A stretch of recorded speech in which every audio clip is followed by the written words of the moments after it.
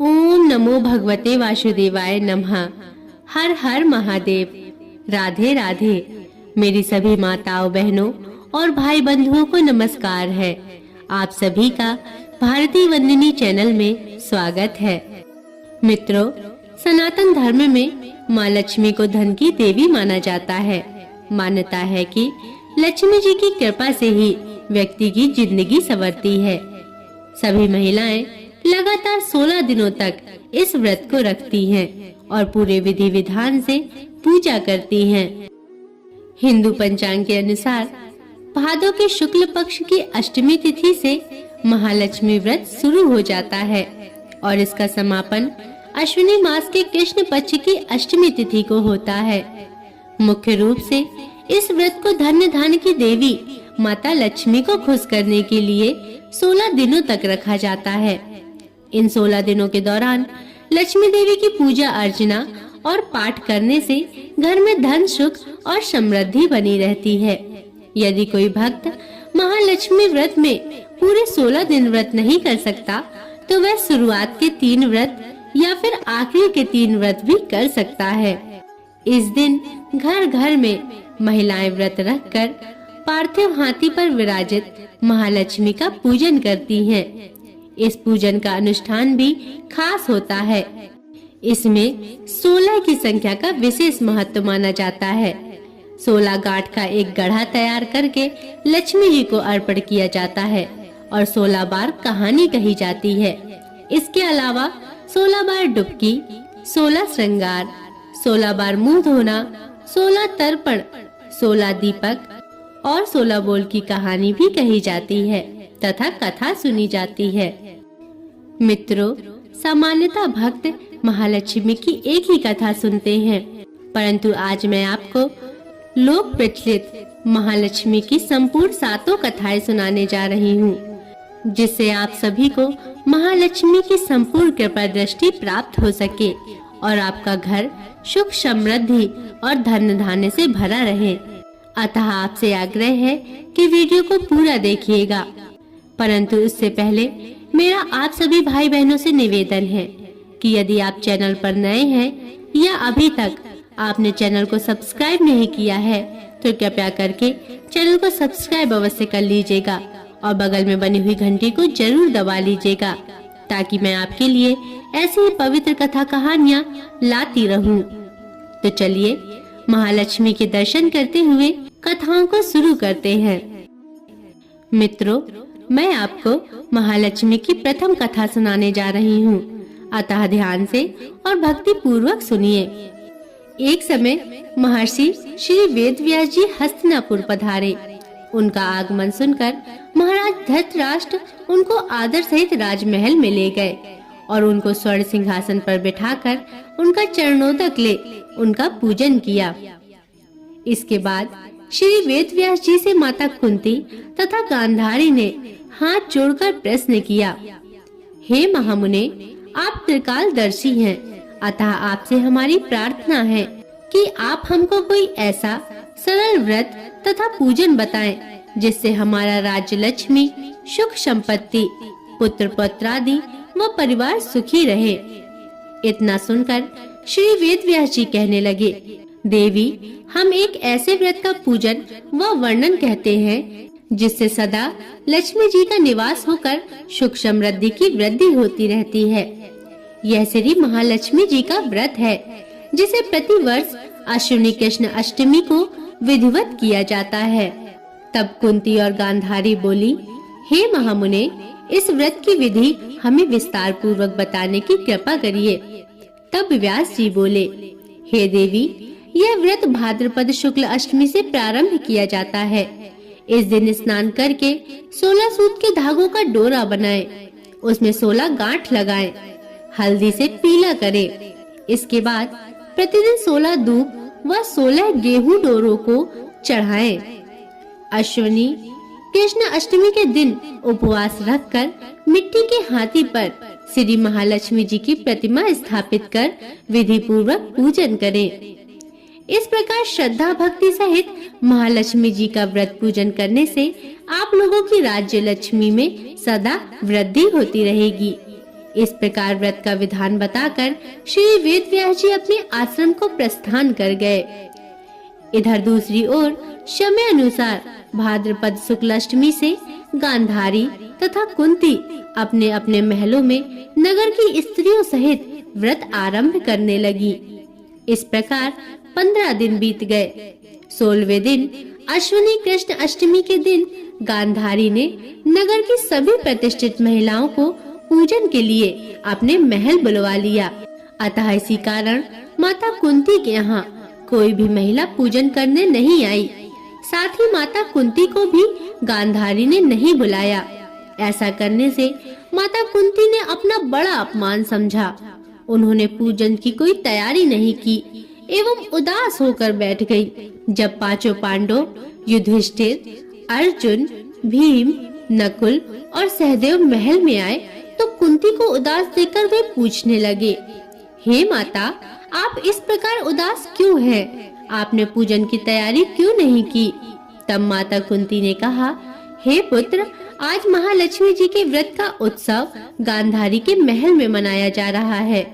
उन्होंने नगर की समस्त महिलाओं को बुलाया है और उसके 100 पुत्रों ने मिट्टी का एक विशाल हाथी बनाया है, जिस कारण सभी महिलाएं उस बड़े हाथी का पूजन करने के लिए गांधारी के यहाँ चली गईं, लेकिन मेरे यहाँ नहीं आई। यह सब सुनकर अर्जुन ने कहा, हे माता, आप पूजन की तैयारी करें और नगर में बुलावा भिजवा दे कि हमारे यहाँ स्वर्ग से ऐरावत हाथी आ रहा है, जिसका पूजन मिलकर करेंगे। इधर माता कुंती ने नगर में ढिंढोरा पिटवा दिया और पूजा की विशाल तैयारी होने लगी। उधर अर्जुन ने बाण के द्वारा स्वर्ग से ऐरावत हाथी को बुला लिया। इधर सारे नगर में शोर मच गया कि कुंती के महल में स्वर्ग से इंद्र का ऐरावत हाथी पृथ्वी पर उतारकर पूजा जाएगा। समाचार को सुनकर नगर की सभी नर नारी, बालक एवं वृद्धों की भीड़ एकत्र होने लगी। उधर गांधारी के महल में हलचल मच गई। वहां एकत्र हुई सभी महिलाएं अपनी अपनी थालियां लेकर कुंती के महल की ओर जाने लगी। देखते ही देखते कुंती का सारा महल ठसाठस भर गया। माता कुंती ने ऐरावत को खड़ा करने हेतु अनेक रंगों के चौक पुरवाकर नवीन रेशमी वस्त्र बिछवा दिए। नगरवासी स्वागत की तैयारी में फूल माला, अबीर, गुलाल, केसर हाथों में लिए पंक्तिबद्ध खड़े थे।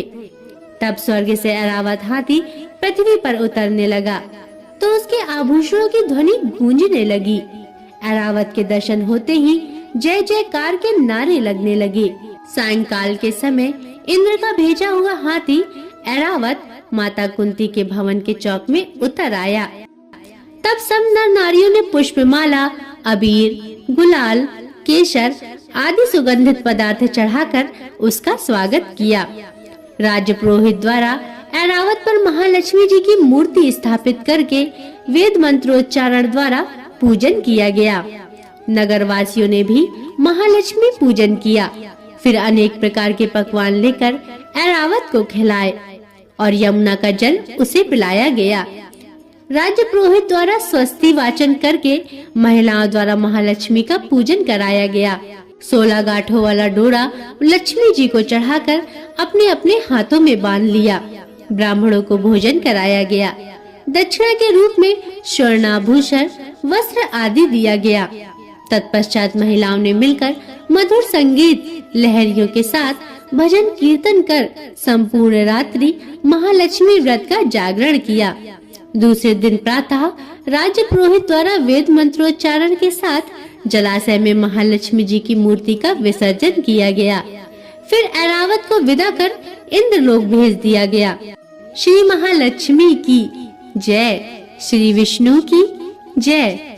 मित्रों, इस प्रकार जो स्त्रियां श्री महालक्ष्मी जी का विधि पूर्वक व्रत एवं पूजन करती हैं, उनके घर धन धान्य से पूर्ण रहते हैं तथा उनके परिवार में महालक्ष्मी जी सदा निवास करती हैं। मित्रों, यहाँ महालक्ष्मी जी की प्रथम कथा समाप्त होती है। अब मैं आपको महालक्ष्मी जी की दूसरी कथा सुनाने जा रही हूँ, अतः ध्यान से सुनिए। बहुत समय पहले की बात है। एक गांव में एक ब्राह्मण रहता था। वह ब्राह्मण नियमानुसार भगवान विष्णु का पूजन प्रतिदिन करता था। उसकी भक्ति से प्रसन्न होकर भगवान विष्णु ने उसे दर्शन दिए और उससे कहा, हे वत्स, मैं तुम्हारी भक्ति से अत्यंत प्रसन्न हूँ। तुम मांगो, तुम क्या वरदान मांगना चाहते हो? तब वह ब्राह्मण बोला, हे प्रभु, मैं चाहता हूँ कि माता लक्ष्मी सदैव मेरे घर में निवास करें। ब्राह्मण की इच्छा सुनकर भगवान विष्णु ने उसे एक मार्ग बताया और बोले, यहाँ मंदिर में प्रतिदिन एक स्त्री आती है और वह यहाँ आकर गोबर के उपले थापती है। वही माता लक्ष्मी है। तुम उन्हें अपने घर में आमंत्रित करो। देवी लक्ष्मी के चरण तुम्हारे घर में पड़ने से तुम्हारा घर धन धान्य से भर जाएगा। ऐसा कहकर भगवान विष्णु अंतर ध्यान हो गए। अब दूसरे दिन सुबह से ही ब्राह्मण देवी लक्ष्मी के इंतजार में मंदिर में बैठ गया। जब उसने देखा कि सामने से एक महिला उपले थाप रही है, तो वह समझ गया कि वे साक्षात माता लक्ष्मी हैं और उसने उन्हें अपने घर पधारने का आग्रह किया। ब्राह्मण की बात सुनकर लक्ष्मी जी समझ गई कि यह बात ब्राह्मण को विष्णु जी ने ही कही होगी, तो उन्होंने ब्राह्मण को महालक्ष्मी का व्रत करने की सलाह दी। लक्ष्मी जी ने ब्राह्मण से कहा कि तुम 16 दिन तक महालक्ष्मी का व्रत करो और व्रत के आखिरी दिन चंद्रमा का पूजन करके अर्घ्य देने से तुम्हारा व्रत पूर्ण हो जाएगा। ब्राह्मण ने भी महालक्ष्मी के कहे अनुसार व्रत किया और देवी लक्ष्मी ने भी उसकी मनोकामना पूर्ण की। उसी दिन से यह व्रत श्रद्धा से किया जाता है। तो मित्रों, प्रेम से बोलिए माता महालक्ष्मी जी की जय, भगवान विष्णु की जय। मित्रों, यहाँ पर दूसरी कथा समाप्त होती है। अब मैं आपको तीसरी कथा सुनाने जा रही हूँ, अतः भक्ति भाव से सुनिए। मित्रों, पौराणिक कथा के अनुसार एक बार भगवान विष्णु मृत्यु लोक यानी भूलोक में गमन करने के लिए निकल पड़े। माता लक्ष्मी ने भी निवेदन किया कि वह भी उनके साथ आना चाहती हैं। भगवान विष्णु उनके स्वभाव से परिचित थे, इसलिए पहले ही उन्होंने आगाह किया कि मैं आपको एक ही शर्त पर साथ लेकर चल सकता हूँ।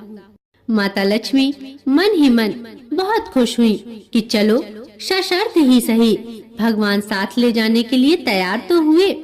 माता फटाक से बोली, मुझे सारी शर्तें मंजूर हैं। भगवान विष्णु ने कहा, जो मैं कहूँ, जैसा मैं कहूँ, आपको वैसा ही करना होगा। माता बोली, ठीक है, आप जैसा कहेंगे मैं वैसा ही करूँगी। ऐसा कहकर दोनों भूलोक पर आकर विचरण करने लगे। एक जगह रुककर श्री हरि ने माता से कहा कि मैं दक्षिण दिशा की तरफ जा रहा हूँ, आपको यहीं पर मेरा इंतजार करना होगा। यह कहकर भगवान विष्णु दक्षिण दिशा की तरफ बढ़ गए। अब माता को जिज्ञासा हुई कि दक्षिण दिशा में ऐसा क्या है जो भगवान मुझे वहाँ नहीं ले जाना चाहते। माता का स्वभाव तो वैसे भी चंचल माना जाता है। उनसे वहाँ पर ज्यादा देर रुका नहीं गया और वे भगवान विष्णु की तरफ बढ़ने लगी। आगे जाकर माता को सरसों का खेत दिखाई दिया। उसकी सुंदरता ने माता का मन मोह लिया।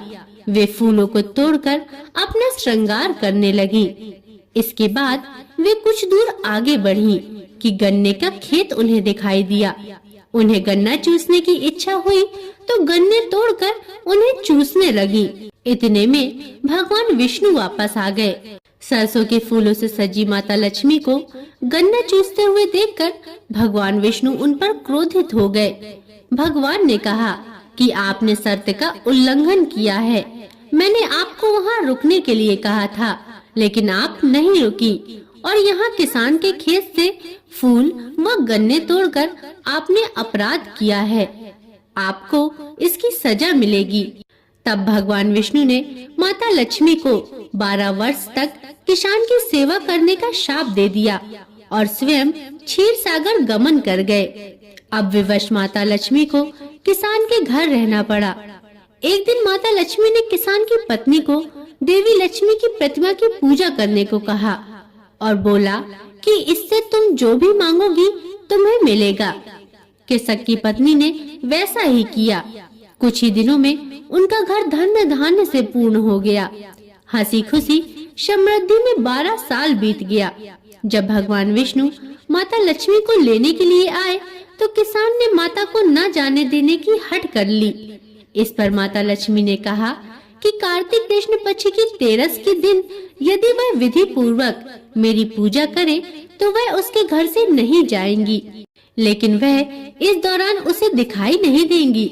वह एक कलश की स्थापना करे और उसमें कुछ धन रखे, क्योंकि धन ही माता लक्ष्मी का रूप होगा।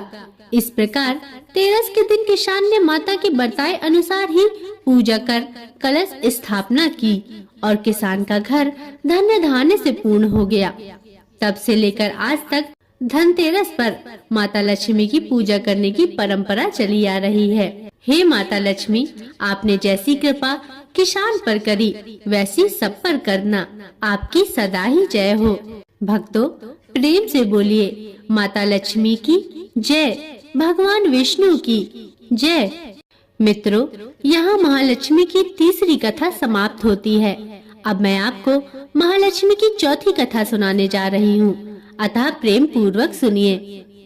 मित्रों, एक बार की बात है, लक्ष्मी जी ने मनोहर रूप यानी बहुत ही अद्भुत रूप धारण करके गाय के एक झुंड में प्रवेश ले लिया और उनके इस सुंदर रूप को देखकर गायों ने पूछा, हे देवी, आप कौन हैं और कहां से आई हैं? गायों ने ये भी कहा कि आप पृथ्वी की अनुपम सुंदरी लग रही हो। तब गायों ने उनसे प्रेम पूर्वक पूछा कि आप सच सच बताइए, आखिर आप कौन हैं और आप कहां जाना चाहती हैं? तब लक्ष्मी जी ने विनम्रता से गायों से कहा, तुम्हारा कल्याण हो। असल में मैं जगत में अर्थात संसार में लक्ष्मी के नाम से प्रसिद्ध हूँ और सारा जगत मेरी कामना करता है, मुझे ही पाना चाहता है। मैंने दैत्यों को छोड़ दिया था और इसलिए वे सदा के लिए नष्ट हो गए। इतना ही नहीं, मेरे आश्रम में रहने के कारण इंद्र, सूर्य, चंद्रमा, विष्णु, वरुण तथा अग्नि आदि सभी देवता सदा के लिए आनंद भोग रहे हैं। इसके बाद माँ लक्ष्मी ने कहा कि जिनके शरीर में मैं प्रवेश नहीं करती वे सदैव नष्ट हो जाते हैं और अब मैं तुम्हारे शरीर में ही निवास करना चाहती हूँ। देवी लक्ष्मी की इन बातों को सुनने के बाद गायों ने कहा, हे देवी, तुम बड़ी चंचल हो, इसलिए कभी कहीं टिक कर नहीं रह सकती और कहीं नहीं ठहरती। इसके अलावा तुम्हारा बहुतों के साथ भी एक सही संबंध है, इसलिए हमें तुम्हारी इच्छा नहीं है।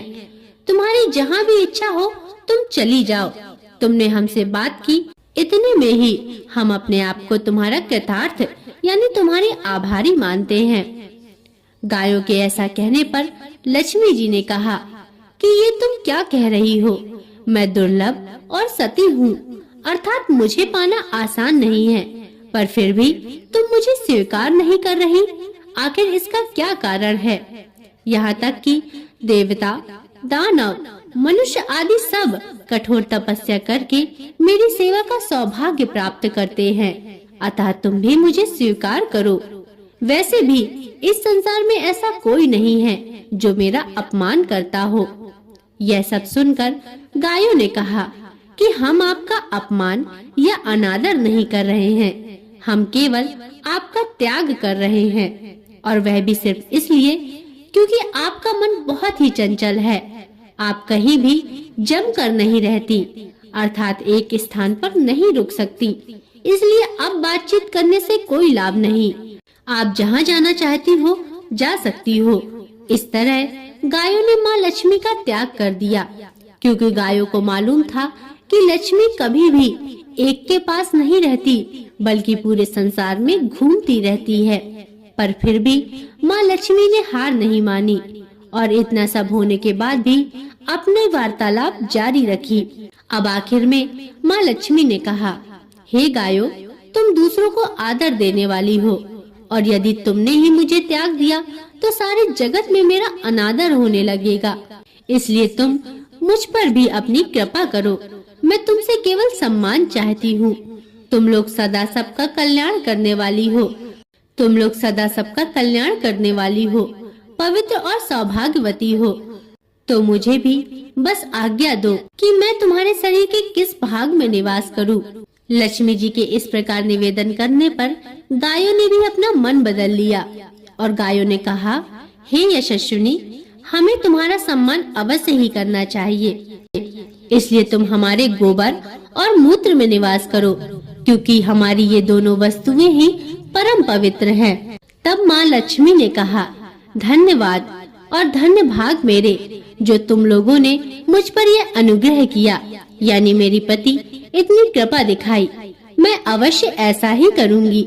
मैं सदैव तुम्हारे गोबर और मूत्र में निवास करूंगी। सुखदायिनी गायों अर्थात सुख देने वाली गायों, तुमने मेरा मान रख लिया, अतः तुम्हारा भी कल्याण हो। मित्रों, इसी वजह से गाय के इन दो वस्तुओं को लक्ष्मी जी का ही रूप माना जाता है और किसी भी शुभ काम अथवा पूजा पाठ में गाय के गोबर का उपयोग किया जाता है। तो भक्तों, प्रेम से बोलिए श्री माँ लक्ष्मी की जय, भगवान विष्णु की जय।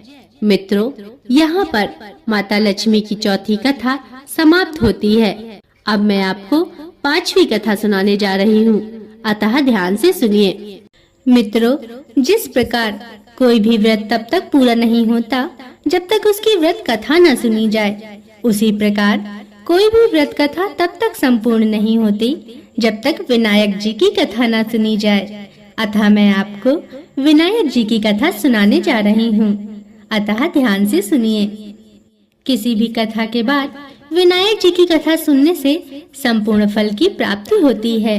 अतः मैं आप सभी को अब विनायक जी की कथा सुनाने जा रही हूँ, ध्यान से सुनिए। मित्रों, एक गांव की बात है। एक बहुत गरीब अंधी बूढ़ी माई थी। उनका एक छोटा सा परिवार था, जिसमें उनका बेटा और बहू थी। बूढ़ी माई की गणेश जी में बहुत श्रद्धा थी। वे हमेशा उनकी भक्ति और पूजा में लगी रहती थीं। एक बार गणेश जी ने प्रसन्न होकर बूढ़ी माई को दर्शन दिए और उनसे कहा, बुढ़िया माई, मैं तेरी भक्ति से बहुत प्रसन्न हूँ, अब तू मुझसे कुछ मांग। तो बुढ़िया माई ने कहा, भगवान, मुझे तो कुछ मांगना ही नहीं आता, तो मैं आपसे क्या मांगू। तब गणेश जी बोले, अच्छा ठीक है, मैं कल फिर आऊंगा।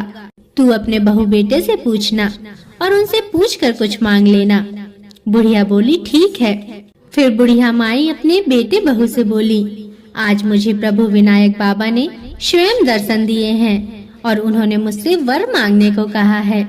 मुझे तो पता नहीं कि क्या मांगना चाहिए, तो तुम दोनों ही कुछ सोच समझ कर बताओ कि मुझे क्या मांगना चाहिए। विनायक बाबा कल फिर आएंगे।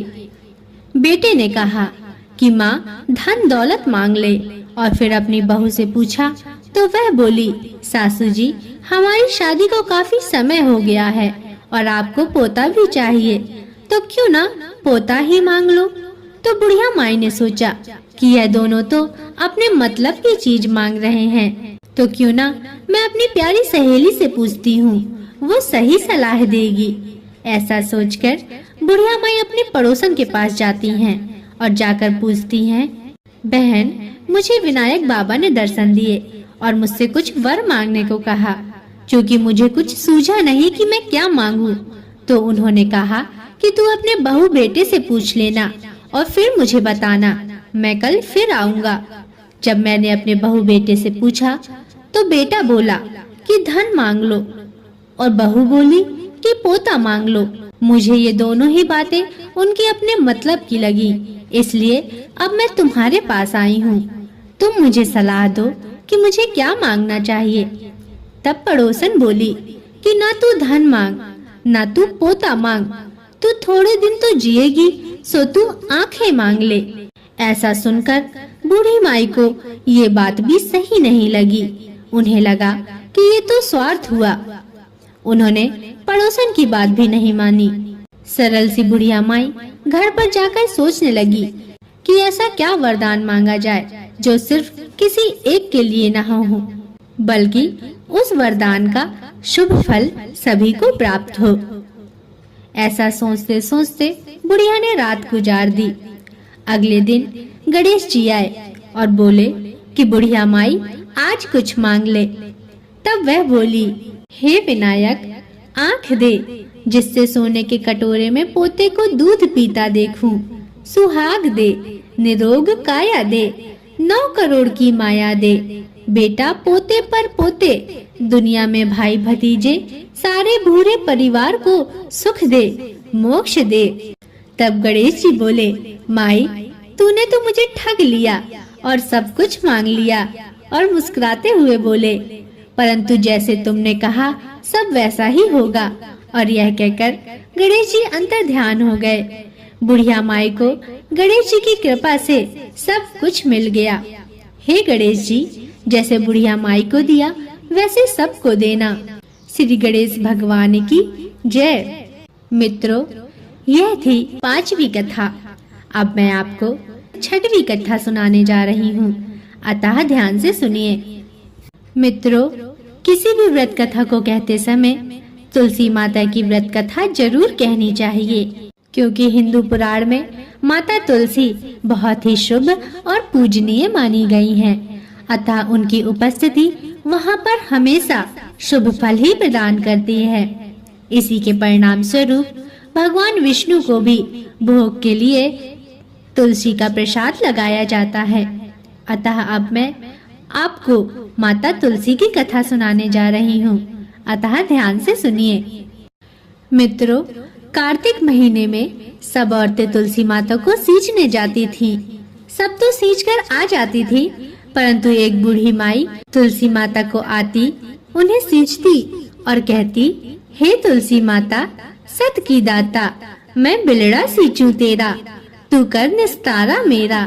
तुलसी माता अड़ुआ दे, लड़ुआ दे, पीतांबर की धोती दे, मीठा मीठा गास दे, वैकुंठ का वास दे, चटके की चाल दे, पटके की मौत दे, चंदन की काठ दे, झालर की झंकार दे, साईं का राज दे, दाल भात का जीवन दे, 11 की मौत दे और श्री कृष्ण का कांधा दे। यह बात सुनकर तुलसी माता सूखने लगी। भगवान ने पूछा, हे तुलसी, तुम क्यों सूख रही हो? तुम्हारे पास तो इतनी औरतें रोज आती हैं, तुम्हें मीठा भोग लगाती हैं और गीत गाती हैं।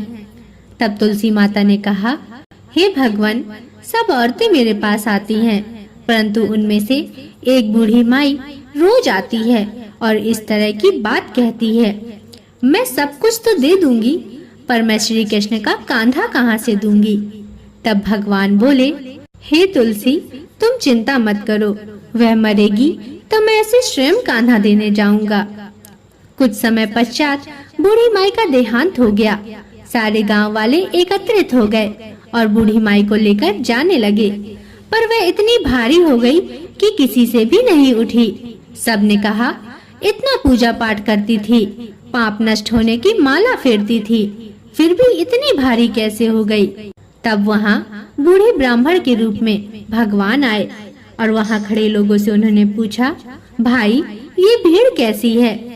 तब वहाँ खड़े लोग बोले, ये बूढ़ी माई मर गई हैं, पापिन थी इसलिए भारी हो गई है, किसी से भी नहीं उठ रही है। तब भगवान ने कहा, मुझे इसके कान में एक बात कहने दो तो शायद ये उठ जाए। भगवान ने बूढ़ी माई के पास जाकर कान में कहा, बूढ़ी माई, मन की निकाल ले, अड़ुआ ले, गड़ुआ ले, पीतांबर की धोती ले, मीठा मीठा ग्रास ले, बैकुंठ का वास ले, चटक की चाल ले, चंदन की काठ ले, झालर की झंकार ले, दाल भात का जीवन ले और श्री कृष्ण का कांधा भी ले। इतना सुनना था कि बुढ़िया हल्की हो गई। भगवान अपने कंधे पर ले गए और बुढ़िया को मुक्ति मिल गई। हे तुलसी माता, जैसी मुक्ति बूढ़ी माई की करी वैसी हमारी भी करना, और जैसे उसको कांधा मिला वैसा सभी को देना। जय तुलसी माता की। यह थी 6वीं कथा। अब मैं आपको 7वीं कथा सुनाने जा रही हूँ, अतः ध्यान से सुनिए। मित्रों, एक लपसी था और एक तपसी था। तपसी हमेशा भगवान की तपस्या में लीन रहता था और लपसी रोजाना सवा सेर की लापसी बनाकर भगवान को भोग लगाया करता था और फिर उसी को जीम लेता था। एक दिन दोनों लड़ने लगे। तपसी बोला, मैं रोज भगवान की तपस्या करता हूँ, इसलिए मैं बड़ा हूँ। लपसी बोला, मैं रोज भगवान को सवा सेर का लापसी का भोग लगाता हूँ, इसलिए मैं बड़ा हूँ। उसी समय नारद जी वहाँ से गुजर रहे थे। दोनों को लड़ता देखकर उनसे पूछा कि तुम क्यों लड़ रहे हो। तब तपसी ने खुद को बड़ा होने का कारण बताया और लपसी ने अपना कारण बताया। नारद जी बोले, तुम्हारा फैसला मैं कर दूंगा। दूसरे दिन लपसी और तपसी नहाकर अपनी रोज की भक्ति करने आए तो नारद जी ने छुपकर 1.25 करोड़ की एक अंगूठी उन दोनों के आगे रख दी। तपसी की नजर जब अंगूठी पर पड़ी तो उसने चुपचाप अंगूठी उठाकर अपने नीचे दबा ली और लपसी की नजर जब अंगूठी पर पड़ी तो उसने ध्यान नहीं दिया और भगवान को भोग लगाकर लापसी खाने लगा। इसके बाद नारद जी सामने आए तो दोनों ने पूछा कि नारद जी, हम दोनों में कौन बड़ा है। तब नारद जी ने तपसी से खड़ा होने को कहा। वो खड़ा हुआ तो उसके नीचे दबी हुई अंगूठी दिखाई पड़ी। नारद जी ने तपसी से कहा, तपस्या करने के बाद भी तुम्हारी चोरी करने की आदत नहीं गई, इसलिए लपसी बड़ा है और तुम्हें तुम्हारी तपस्या का कोई भी फल नहीं मिलेगा। तब से बहुत शर्मिंदा हुआ और शर्मिंदा होकर माफी मांगने लगा। उसने नारद जी से पूछा, हे नारद जी, मुझे मेरी तपस्या का फल कैसे मिलेगा। तब नारद जी ने कहा, यदि कोई गाय और कुत्ते की रोटी नहीं बनाएगा तो फल तुझे मिलेगा। यदि कोई ब्राह्मण को भोजन करवाकर दक्षिणा नहीं देगा तो फल तुझे मिलेगा और यदि कोई साड़ी के साथ ब्लाउज नहीं देगा तो फल तुझे मिलेगा और कोई यदि दिए से दिया जलाएगा तो फल तुझे मिलेगा और यदि कोई सारी कहानी सुन ले लेकिन तुम्हारी कथा नहीं सुनेगा तो फल तुझे मिलेगा। मित्रों, उसी दिन से हर व्रत कथा कहानी के साथ लपसी तपसी की कहानी भी सुनी और कही जाती है।